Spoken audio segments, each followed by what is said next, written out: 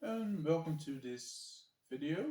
Um, this will be a heads up how I'm doing with the Once Upon a Readathon. I'm Team Wolves, yee. And yeah, the first book I read was Red Riding Hood by Sarah Blakley-Cartwright and David Leslie Johnson. So, in this book, we meet Valerie. Valerie is a girl who lives in a village.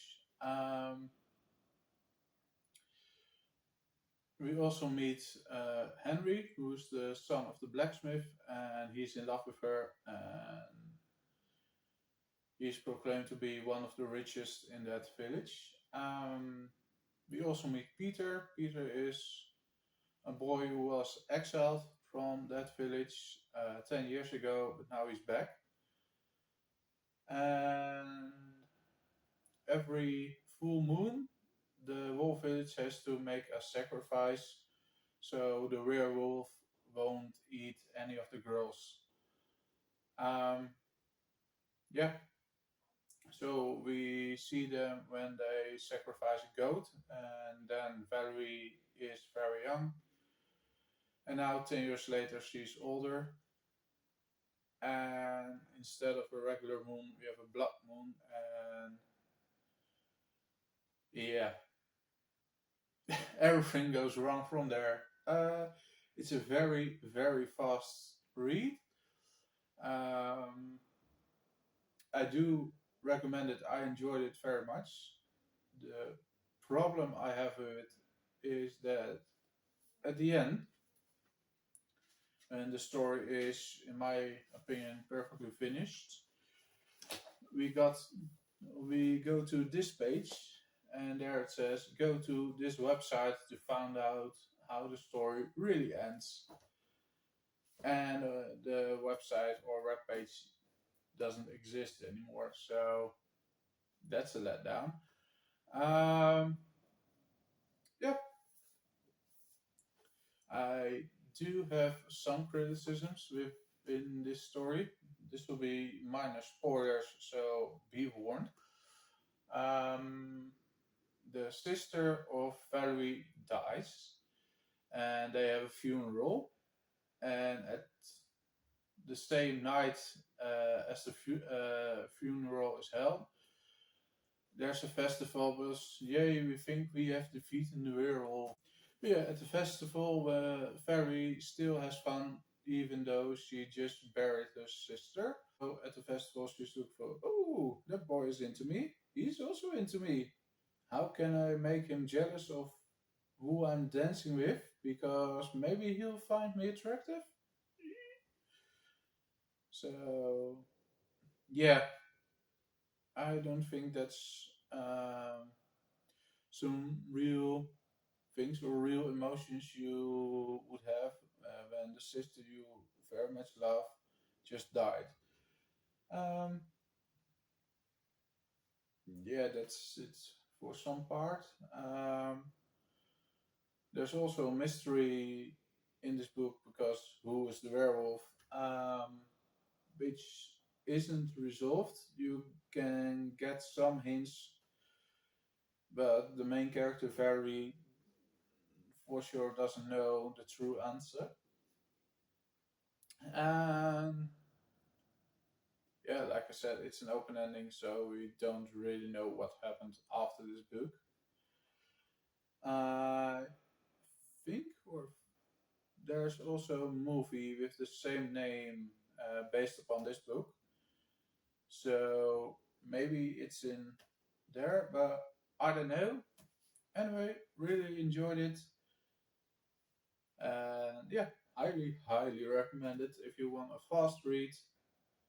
Uh, yeah, just go to read it. And that was for the retelling uh, step in the first prompt. And then this was a big one. I read The Crystal Cave, and that's the first book in Mary Stewart's Merlin trilogy, and that had to do with the royalty part. So in this we meet, yeah, I don't have to hold the book right. No, in this book we meet a young Merlin, and we find out he is also the bastard son of the currently ruling king. Um, don't want to spoil too much, but yeah, through his logical actions and reasoning, he is said to be the prophet, or some people think he's a prophet. Instead, he's just using engineering or whatever to do his magic stuff. Um, yeah, the first book, The Crystal Cave, is split into 5 parts, and the first 2 or 3 parts are they're pretty good, and the fourth and the fifth one, especially the fifth one, it really derailed the story at some point. I'm still intrigued to find what will happen in the next book, but for now, yeah, it just wasn't very good. At least the ending wasn't. The setup is there, so I'm intrigued to continue reading this series, and I'll finish it. But for now, yeah, I enjoyed it. At least the first part, or let's say 2/3 of the book I enjoyed, and the last third I really didn't. Hopefully, hopefully when um, Arthur will arrive, because he's foreshadowed in some parts of the book, but we really don't meet him. The story will get interesting again, and yeah, hopefully it will be as good as the potential this story really has. And the third book, yeah, I'm still reading it. It's a Court of Thorns and Roses, only this is the Dutch edition. And I'm not liking it. I'm really not liking it. I'm almost halfway, and to my fault, I'm a completionist, so I will read the first book, but no, it's just not for me. Um, yeah, what I can say about it, really, reading only to the halfway point, is that at least in the beginning, let's say the first third of the book, the author, Sarah J. Maas, really uh, did a good job to write all the people I didn't like. So every main character or character there is in the book, I don't like. And with very unlikable characters, I really need to continue it.